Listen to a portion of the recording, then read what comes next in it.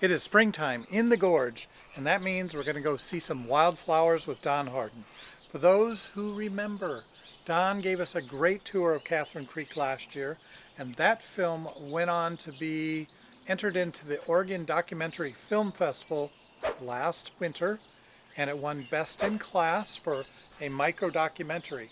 Oregon Film Festival, check it out. I hope to put a link there, or it's in my channel. You can see that. So today we're going to Catherine Creek and seeing a variety of flowers that are in bloom today.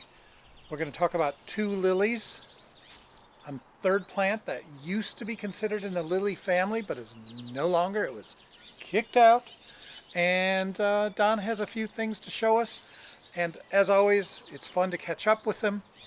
He's a very interesting gentleman who has been doing wildflowers for quite a few decades. Loves to teach others about wildflowers, and today's a stunningly beautiful day. So without any other intro, let's go visit Don at Catherine Creek, Columbia River Gorge. Solo Jones out.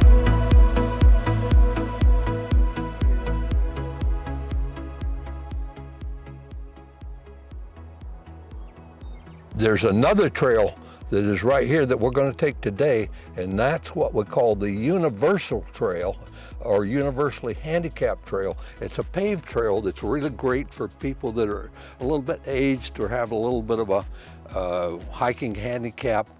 This is called the bicolor lily. It comes on fairly early. It's characterized by 6 petals. It has this nice blue stripe kind of down the edge of the lily, and it's got 3 long, almost grass-like, what we would call leaves. But no, the chocolate lily is a true member of the lily family. It has 6 petals. Most people seem to call it the chocolate lily. But older botanical people referred to it as the checker lily. Common camas, or Camasia quamish. For many years, botanists thought it was a member of the lily family. And then the scientists got busy with their more sophisticated instruments, and they said, no, this is not a lily at all. This is a member of the asparagus family. Now you look at that. Have you ever seen asparagus on your plate that looks anything like that? But for many years, we called all of this white stuff Death Camas. That's what botanists called it. Well, then the scientists got busy with their geno stuff, and they said, no, it is not a lily. And there's 2 types of it, what we call the Paniculate Death Camas, which is Toxicodium paniculata, and the other one is Meadow Death Camas. Yeah, that's your Meadow Death Camas. You know, the top of it looks sort of rounded. It's not like, it doesn't come up and spike, but it's sort of rounded. White camas? Yeah, that is the Paniculate Death Camas, paniculatum, Toxicodium paniculatum.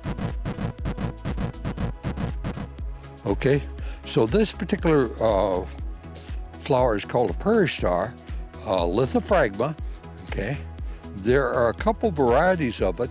This particular one is what we call the rocket star, I believe. The more common one is Lithophragma glabrum. There are a couple technical differences.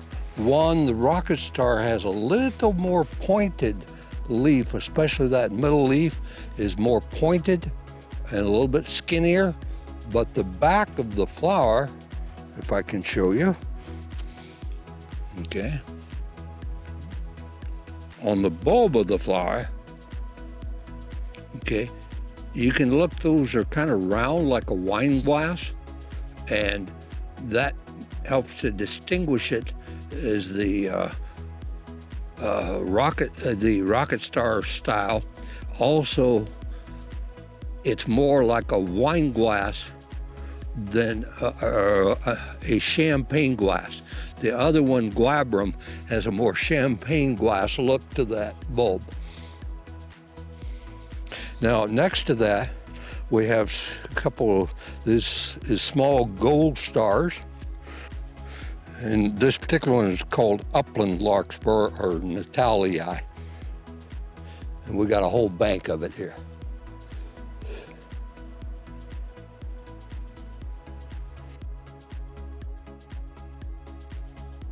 Here we have a species called Balsam deltoidii, or Puget Sound balsam root. This entire hill used to be yellow with balsam root, and on the official maps it was called Sunshine Hill as a result. But then some miracles happened.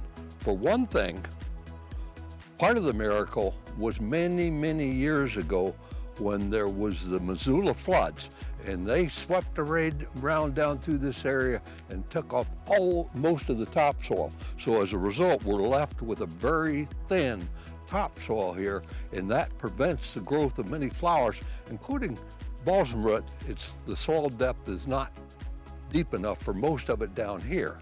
By contrast, above the floodplains up there, further up the hill, there are some balsam root growing up there.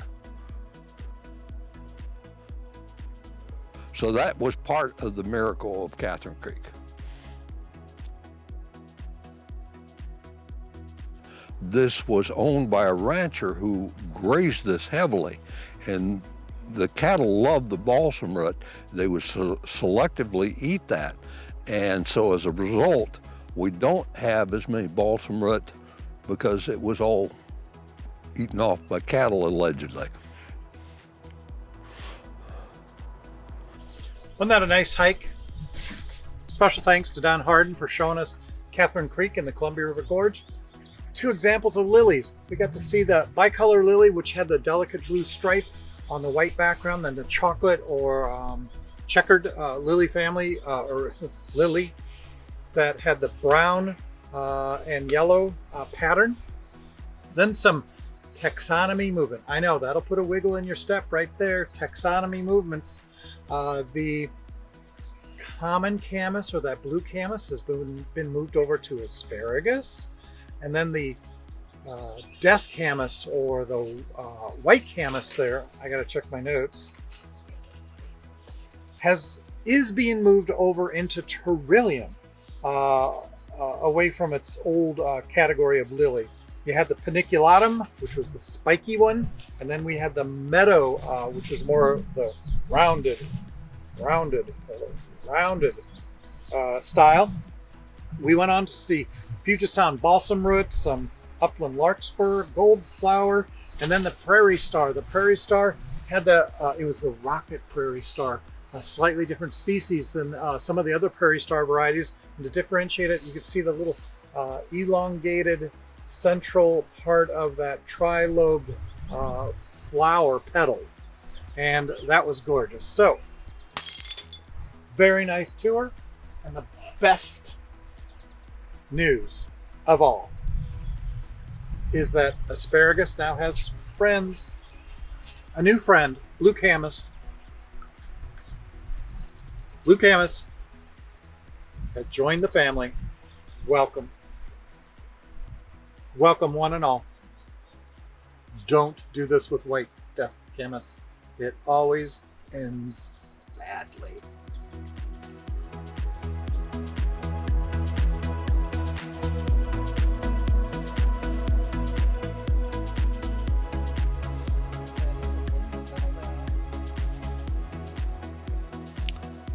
And the wind and the waves shall obey thy will. Peace, be still.